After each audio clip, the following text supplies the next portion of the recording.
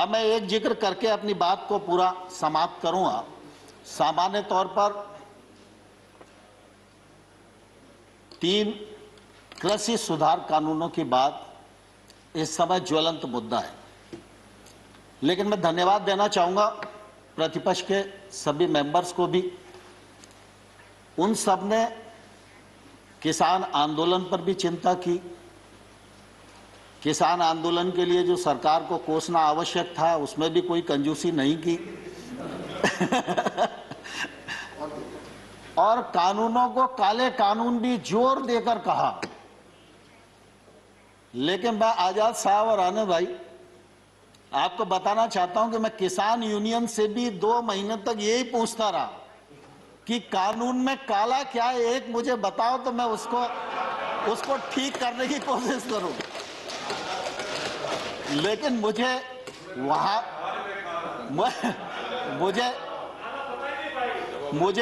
वहां भी मालूम नहीं पड़ा।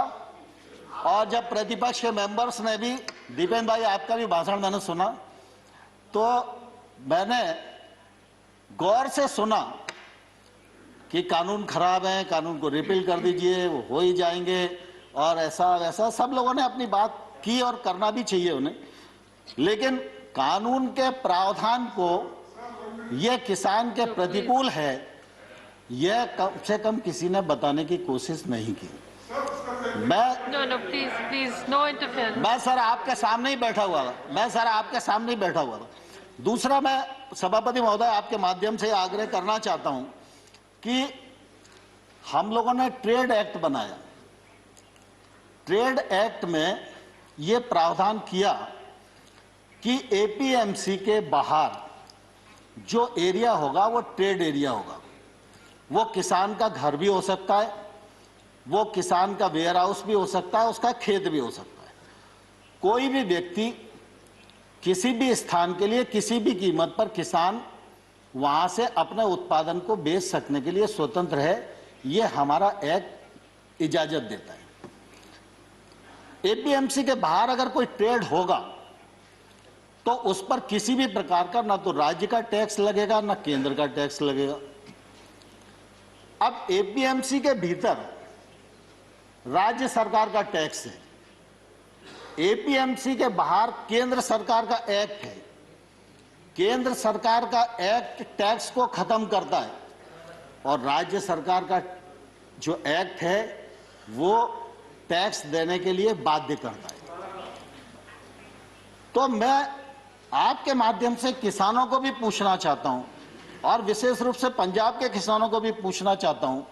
उनके यहां थोड़ी परिस्थितियां अलग हैं, आड़तिया का कमीशन अलग है, बाकी सब चीजें अलग हैं, लेकिन हमने टैक्स को फ्री किया और राज्य सरकार टैक्स ले रही है।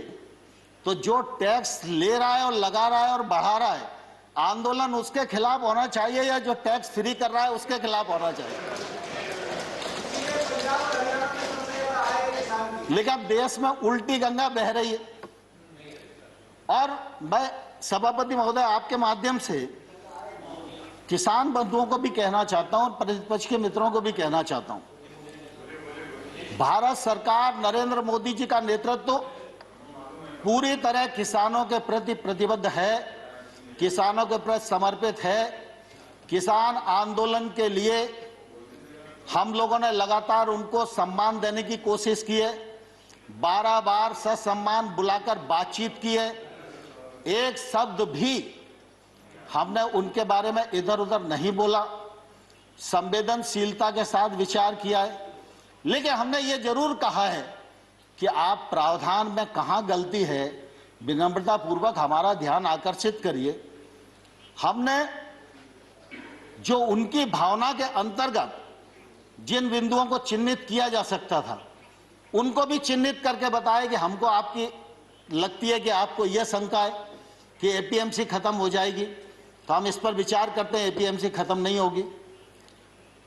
हमने एक के बाद एक उनको प्रस्ताव देने का भी प्रयत्न किया, लेकिन मैंने साथ में यह भी कहा कि अगर हम भारत सरकार किसी भी संशोधन के लिए तैयार है, इसके मायने ये नहीं लगाना चाहिए कि किसान कानून में कोई गलती है, लेकिन किसान आंदोलन पर है। पूरे एक राज्य में गलत फहमी का शिकार हैं लोग। एक ही राज्य का मसला है। Please don't interfere. Let him speak. Please don't. We are very short on time. सभापति महोदय, किसानों को इस बात के लिए बरगलाया गया है कि ये कानून आपकी जमीन को ले जाएंगे। मैं कहता हूं कॉन्ट्रैक्ट फार्मिंग के एक्ट में कोई एक प्रावधान बताए, कोई एक प्रावधान बताए। खड़गे जी, खड़गे जी दुनिया जानती है, खड़गे जी दुनिया जानती है, पानी से खेती होती है, खून से खेती सिर्फ कांग्रेस ही कर सकती है। भारतीय जनता पार्टी खून से खेती नहीं कर सकती। और इसलिए मैं सभापति महोदय आपके माध्यम से कहना चाहता हूं, कॉन्ट्रैक्ट फार्मिंग एक्ट का कौन सा प्रावधान है जो प्रावधान किसी भी व्यापारी को उस किसान की जमीन छीनने की इजाजत देता है? लेकिन लोगों को भड़काया जा रहा है, जमीन चली जाएगी।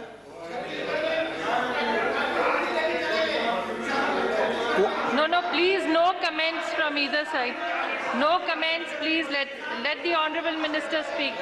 जहां पर भी एक्ट में अगर कॉन्ट्रैक्ट फार्मिंग का प्रावधान किया है, कॉन्ट्रैक्ट मूल्य का प्रावधान किया है, कॉन्ट्रैक्ट मूल्य से फसल का मूल्य बढ़ेगा सीजन पर, तो उसका बोनस के रूप में हिस्सा किसान को मिलेगा, ये प्रावधान किया गया है। और किसान इस एक्ट से कभी भी बाहर हो सकता है। व्यापारी कभी भी बिना पैसे दिए इस एक्ट से बाहर नहीं हो सकता। और मैं सभापति महोदय आपके माध्यम से कहना चाहता हूं, पंजाब सरकार का कॉन्ट्रैक्ट फार्मिंग एक्ट उठाइए, हरियाणा सरकार का कॉन्ट्रैक्ट फार्मिंग एक्ट उठाइए। और वो तो हुड्डा जी के समय पारित हुआ था, और आज अरे प्लीज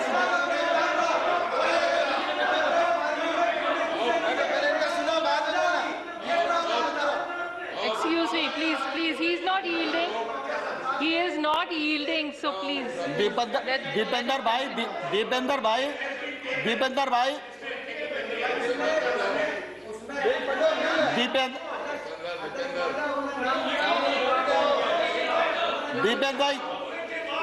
भाई प्लीज, अरे मुझे स्पष्ट तो करने दीजिए। You still have a member. You can speak. He can reply later. आपका नहीं लिया मैंने।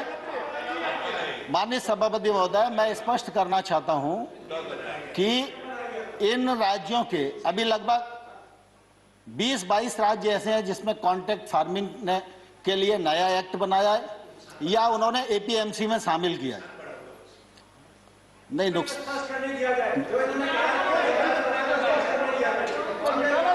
We are already very tight on time. Dipendra भाई, let him finish. You still have a member to speak. He can reply in that. Honorable Minister, please continue. Honorable Minister, please continue. Rule 6 में APMC ने amendment हुआ हरियाणा में, मगर उसके साथ-साथ ये प्रावधान बना कि अगर एमएसपी से नीचे कोई प्राइवेट कंपनी अगर कॉन्ट्रैक्ट फार्मिंग में खरीद सकती है तो कानूनी कार्रवाई और सजा होगी। आप सजा का प्रावधान करें। ठीक है दीपेंद्र भाई, आपकी बात आ गई, लेकिन मैं कुल देखिए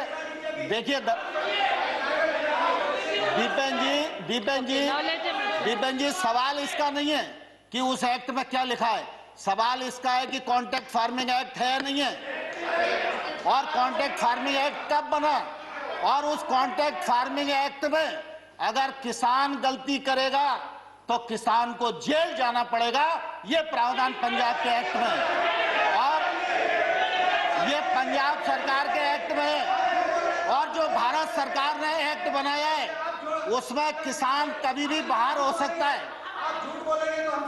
देखिए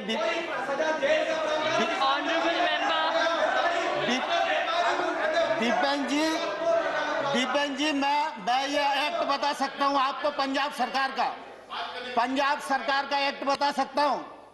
पंजाब सरकार के एक्ट में किसान को जेल जाने का प्रावधान है, और अगर वो नहीं देगा तो तो 5 लाख रुपए तक का जुर्माना का भी प्रावधान है।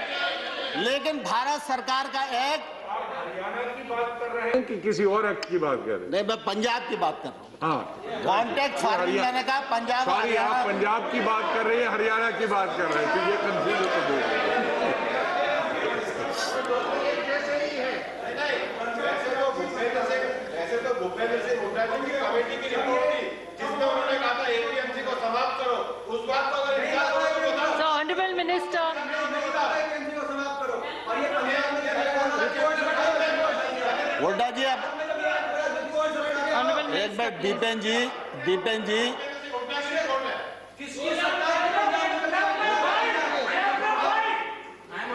yes, yes, sir.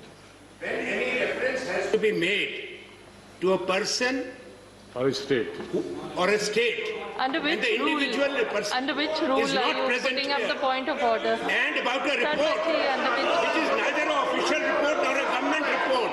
So those Under which references must be- rule, Sharma ji, are you making the point of order? Dipendra ji,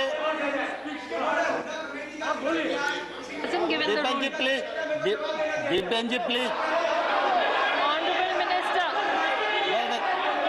please sit. Please sit, let him sit. देखिए, ये Honorable contract member, farming act honorable member. और ये trade act, ये सब हुड्डा जी की recommendation के कारण आए। कान खोलकर सुन लो, ये हुड्डा कमेटी की रिपोर्ट के कारण आए। और अब जब दोबारा से कृषि पर बहस हो, दोबारा जब कृषि पर बहस हो, तब आप पढ़ के आना और बहस करना, मैं जवाब Under दूंगा which आपको। rule?